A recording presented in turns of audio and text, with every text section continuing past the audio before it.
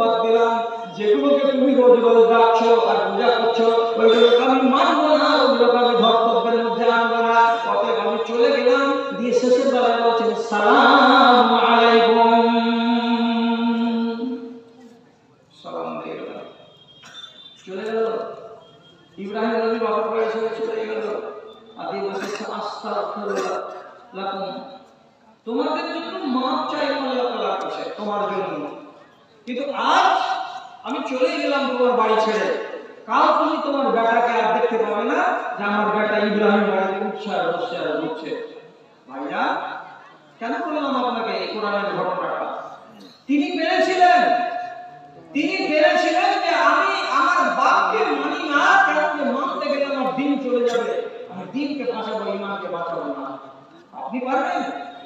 কোরআনের আয়াত অনুযায়ী সূরা মুজাদিলার 22 নম্বর আয়াত মূলে বলছি, যারাই আল্লাহ এবং আল্লাহর রাসূলের পথে বাধা হয়ে দাঁড়াবে তার সঙ্গে আপনার সম্পর্ক ছেদ করে নিতে হবে, কোনো সম্পর্ক থাকবে না।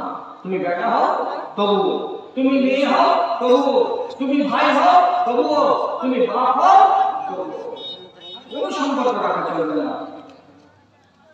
মা যদি শত্রু হয়ে যায়, মা তো শত্রু হতে পারে। মা তো মা, তোর পেট থেকে পয়দা হয়েছি, যদি তুই আমার দিনের রাস্তাতে বাধা হয়ে দাঁড়াবি তোকে মা বলে মানি না, স্পষ্ট কোরআনের কথা।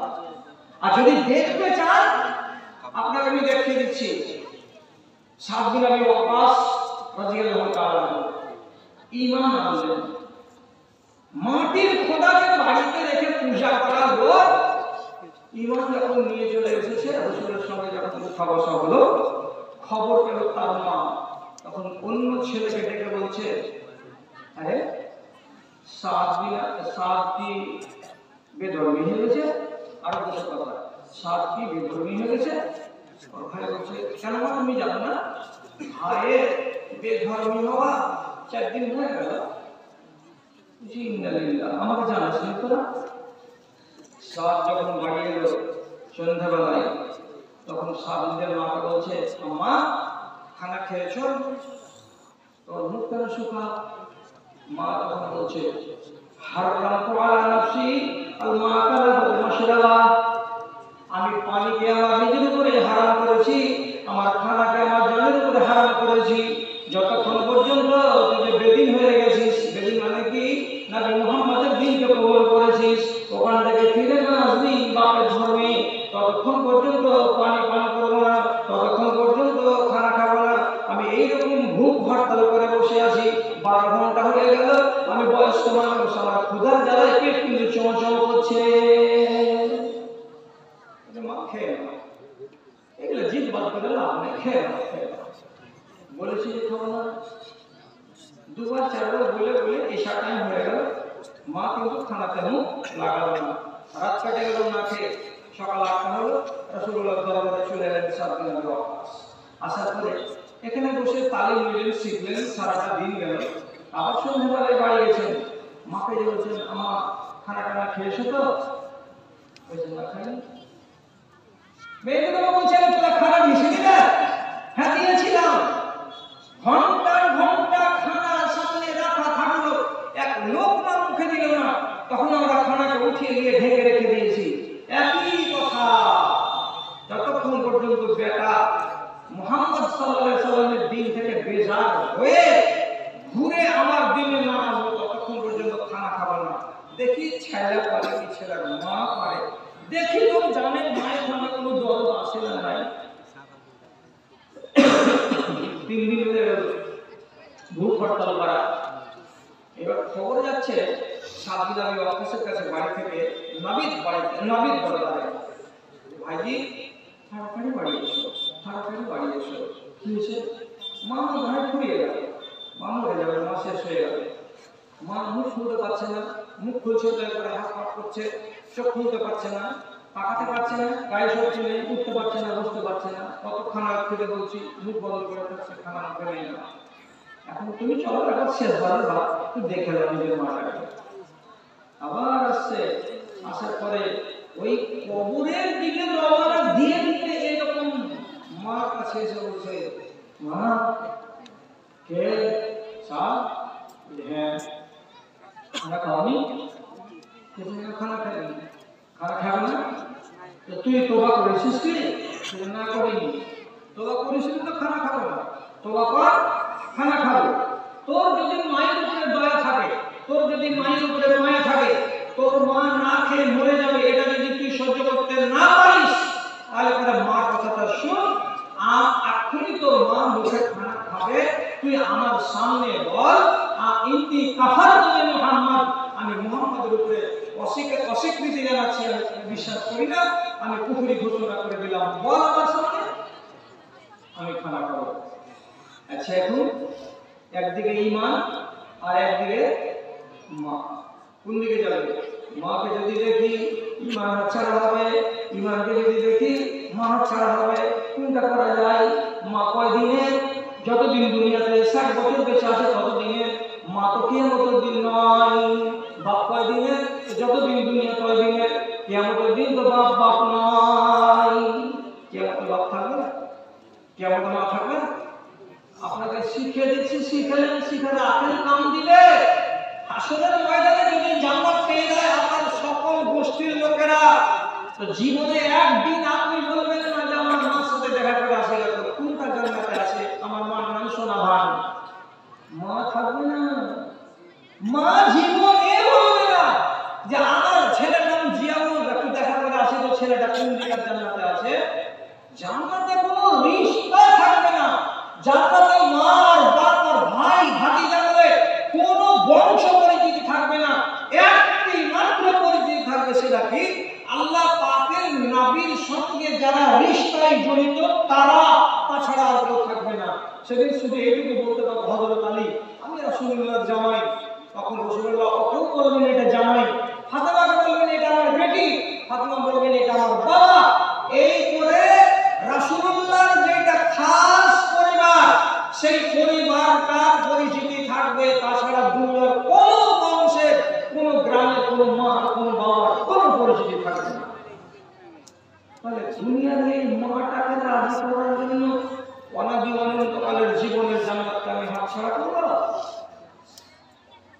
তখন সার নিজের মার কাছে কানের কাছে মুখ লাগিয়ে দিয়ে বলছে আম্মা এগুলো হলো দ্বীনের ব্যাপার এগুলো ধর্মের ব্যাপার তুমি তোমারটা মেনে খুশি হও আমি আমারটা মেনে খুশি হই খানাটা খেয়ে নাও না তোমাকে শেষবারের মতো বলছি মা ওই চোখ গুঁজে আদমরা হয়ে ঝিম ধরা হয়ে বলছে তখন শেষবারের মতো বলছি জীবন বেরিয়ে যাবে সেও ভালো দাম খাবো না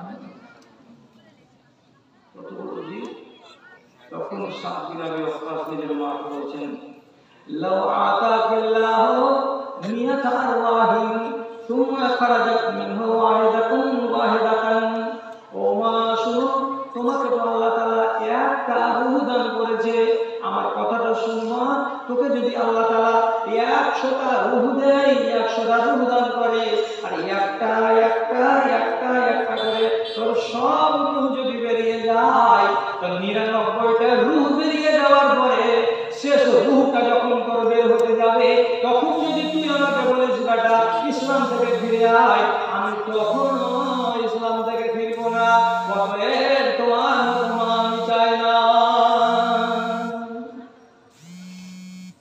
পারা যাবে আজ মায়ের সাথে শত্রুতা করতে যদি এরকম মা থাকে যে মা আপনাকে আপনার দ্বীনের পথে বাধা হয়ে দাঁড়াবে আপনার ঈমানের পথে বাধা হয়ে দাঁড়াবে একদম আল্লাহর ফরমান চলবে না বাপকে বাপ বলা চলবে না বলা কানা আবাহুম ওয়া ইখওয়ানুহুম ওয়া আশীরাতুহুম আপন জন হতে গেল বেটা হতে গেল ভাই হতে গেল বাবা হতে গেল তবে ডোন্ট কেয়ার ফেলে দাও ডান দিকে আর দিয়ে নিজের ঈমানের উপর দাঁড়িয়ে থাকো জি জিন্দা ঘটনা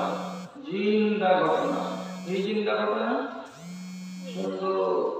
অল্প গুণে যদি দেখা যায় 1 থেকে 150টা দাড়ি হবে এই জায়গাটা বেরিয়েছে এক নওজোয়ান ছেলে বিয়ে হয়েছে একটা মহিলার সঙ্গে কলেজ পড়া বিয়ে হওয়ার পর 3 থেকে 4 দিন পরে যখন বউটার পা হাত সোজা হয়েছে শ্বশুরের বাড়িতে, তখন একজন হাসতে হাসতে নিজের স্বামীকে বলছে, জুয়ান মানুষ আর দাঁড়িয়ে গেছে থুতনিতে, এই বয়সে তো দাঁড়িয়ে রাখে, যখন বয়স 40 হয়ে যাবে তখন দাঁড়িয়ে রাখবা, এখন কিছুদিন একটু চিকন চাকরি করে মুখখানা রাখো, মানায় না তোমার চেহারাতে দাঁড়ি।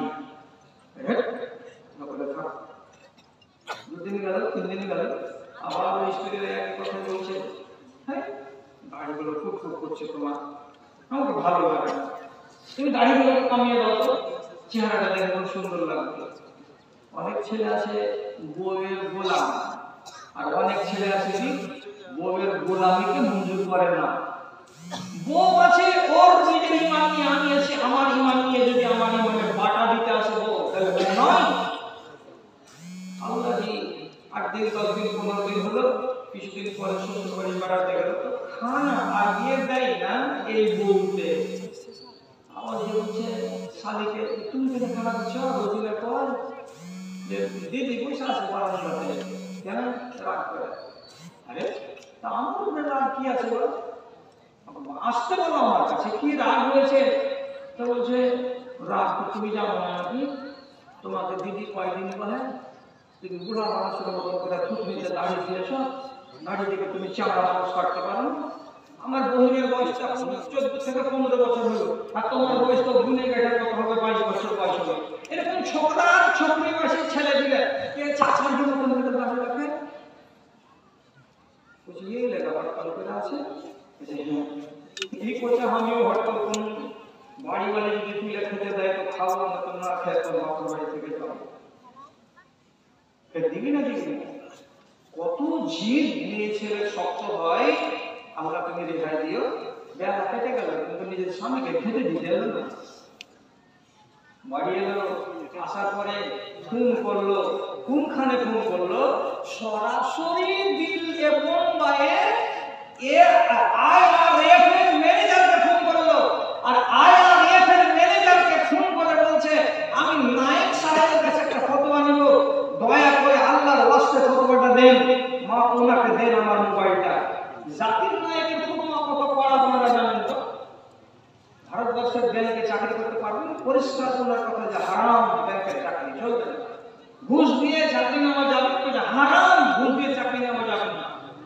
ওকে যখন ফোন করেছে এরকম এরকম ব্যাপার, আমার স্ত্রী আমাকে বলছে দাড়ি ছাড়ো, আর না ও আলাদা হয়ে যাবে, কি করতে হবে? ওখান থেকে খবর দিলে স্পষ্ট ভাষায় যে ওই বাড়িওয়ালাকে বাদ দিয়ে দাও, এই বাড়িওয়ালা তোমার ইমানের দুশমন, আগামী দিনে আরো বড় আবদার করে বসবে, সেদিন তুমি ওর আবদারকে মেনে নিবা, আর তারপরে তোমার ইমান আস্তে আস্তে ড্যামেজ হবে, ওকে বাদ দিয়ে দিতে পারা যায়। দলিল আছে বাদ দেওয়া, আর যখনই বাদ দিয়ে দেওয়ার কথা শুনে নিল, বাড়ি এসে দেখবেন পালা যা